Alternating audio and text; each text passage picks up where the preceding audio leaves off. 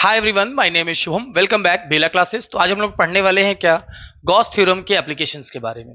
देखिएगा, Gauss theorem के जो एप्लीकेशन है बेसिकली मेनली 4 है, और जो कि नंबर थर्ड आप देख रहे हैं स्क्रीन पे, आपको दिखाई दे रहे हैं बोर्ड पे कि क्या है भाई। देखिएगा, जो नंबर थर्ड है मोस्ट इंपॉर्टेंट है, ठीक है। नंबर थर्ड भी है और सेकंड भी, दोनों के दोनों आपके मोस्ट इंपॉर्टेंट है, ठीक है ना। अब ध्यान दीजिएगा क्या चीजें हैं। पहला जो थ्योरम है वो क्या है भाई, मींस क्या, उसके एप्लीकेशन क्या है, कहां यूज होते हैं, ये समझिएगा। Field due to an infinitely long straight uniformly charge wire. एक आपका इन्फिनिटी चार्ज वायर गिवन है, वहां भी यूज होते हैं। अब कैसे होते हैं अभी हम लोग डिस्कस करेंगे, टेंशन की बात नहीं है। और क्या दिया भाई, electric field intensity due to a uniform charge spherical shell. This is the very most important. Okay, अगला क्या भाई, electric field intensity due to a thin infinite plane sheet of charge. एक तो ये भी आपका इंपॉर्टेंट है।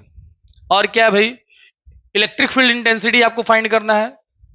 दो क्या है आपके, थिन इन्फिनिट पैरेलल शीट आपका चार्ज है, उसके बारे में आपको डिस्कस करना है। तो ये 4 पॉइंट आपके गिवन है, और ये 4 पॉइंट डिस्कस करने के बाद आपके चैप्टर कंप्लीट हो जाएंगे, और साथ में रह जाएंगे एनसीईआरटी के न्यूमेरिकल। ओके, तो चलिए स्टार्ट करते हैं। आज है संडे, और संडे की छुट्टियों का मतलब आनंद उठाते हुए हम लोग सॉल्व कर लेते हैं।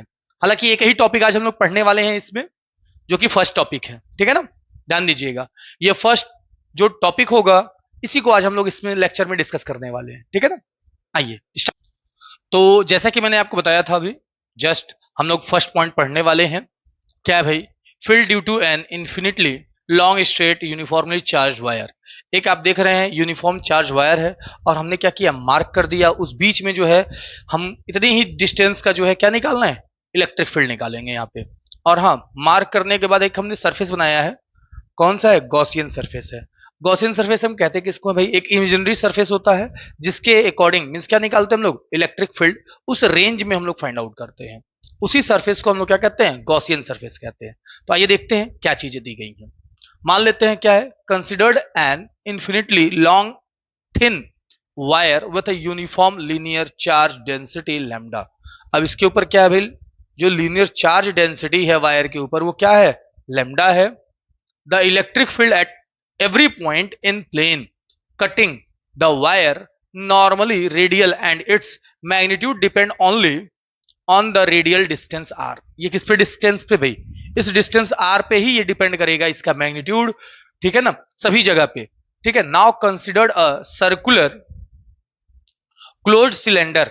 आपको दिख रहा है एक सर्कुलर क्लोज्ड सिलेंडर है, ठीक है, जिसका रेडियस r है, लेंथ क्या है, l है, ठीक है। विथ क्या है, infinitely long the line charge as its axis, जो कि आपको इस एक्सिस पे दिखाए गए हैं, बताए गए हैं। So the total electric flux over the surface, इस पूरे सरफेस पे टोटल आपका इलेक्ट्रिक फ्लक्स क्या होगा, आइए देख लेते हैं। तो इस सरफेस में देखेंगे दोनों का डायरेक्शन सेम है, एरिया का और फील्ड का, इसलिए इनके बीच का एंगल क्या होगा, 0 होगा। यहां पे क्या बनेगा, 90 डिग्री होगा, यहां पे भी आपका 90 डिग्री होगा। तो 3 सरफेस आपको दिख रहे होंगे, एक तो यहां पे, एक बीच में, और एक इस साइड में। तो इसको हमने 1 मार्क किया है, इसको 2 मार्क किया, और इसको 3 मार्क कर दिया है। देख रहे होंगे 1 2 और 3।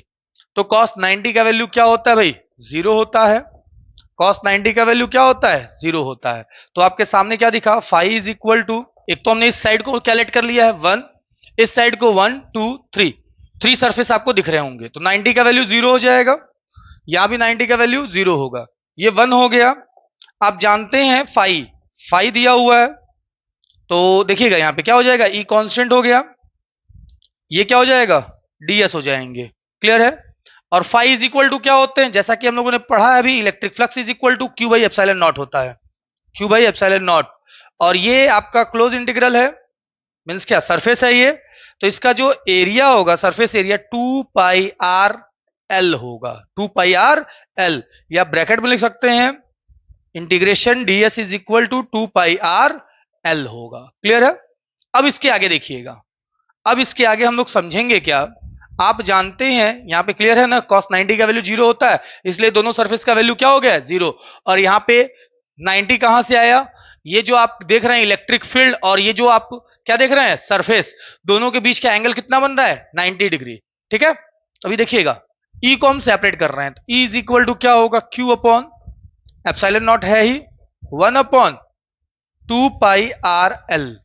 ठीक है, तो यहां लिख सकते हैं 1 अपॉन 2 पाई एप्सिलॉन नॉट, और आर तो है ही, लेकिन हाँ इसके साथ आर भी लिख दीजिए, 1 अपॉन मीन्स क्या लिख दीजिए, केवल और केवल आर लिख दीजिएगा, into Q by L. Q by L को हम लोग क्या कहते हैं, लैम्डा।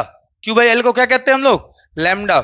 यहां पे क्या हो जाएगा, 1 अपॉन 4 पाई एप्सिलॉन नॉट लिख सकते हैं, और ऊपर क्या हो जाएगा आपका, देखिए 1 है ही, इंटू 2 लैम्डा अपॉन आर लिख सकते हैं। ये किसका वैल्यू होगा भाई, ये वैल्यू आपका हो जाएगा एक स्ट्रेट वायर में जो है आपको इलेक्ट्रिक फील्ड फाइंड आउट करने का ये फॉर्मूला होगा, और इस फॉर्मूले से आप इसको फाइंड आउट कर सकते हैं।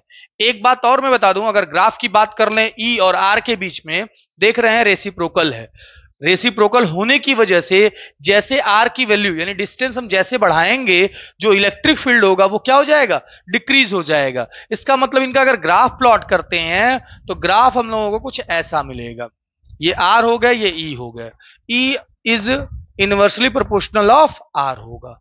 क्लियर है बातें, ऐसा होगा ग्राफ। ठीक है, तो लेमडा पे भी डिपेंडेंट है, देख रहे हैं डायरेक्टली प्रोपोर्शनल है, ठीक है ना, ई से डायरेक्टली प्रोपोर्शनल कौन है, लेमडा है। तो ये सभी चीजों का आप एक बार स्क्रीनशॉट लें, फिर आगे हम लोग प्रोसीड करेंगे नेक्स्ट लेक्चर में। ओके, एक स्क्रीनशॉट ले लीजिए भाई इसका, हो गया। तो देखिए आज के लिए इतना ही, मिलते हैं नेक्स्ट लेक्चर में और इनके न्यूमेरिकल के साथ, और जो आपके 3 और टॉपिक हैं उसको हम लोग कवर करेंगे नेक्स्ट लेक्चर में। आज के लिए इतना ही, बाय।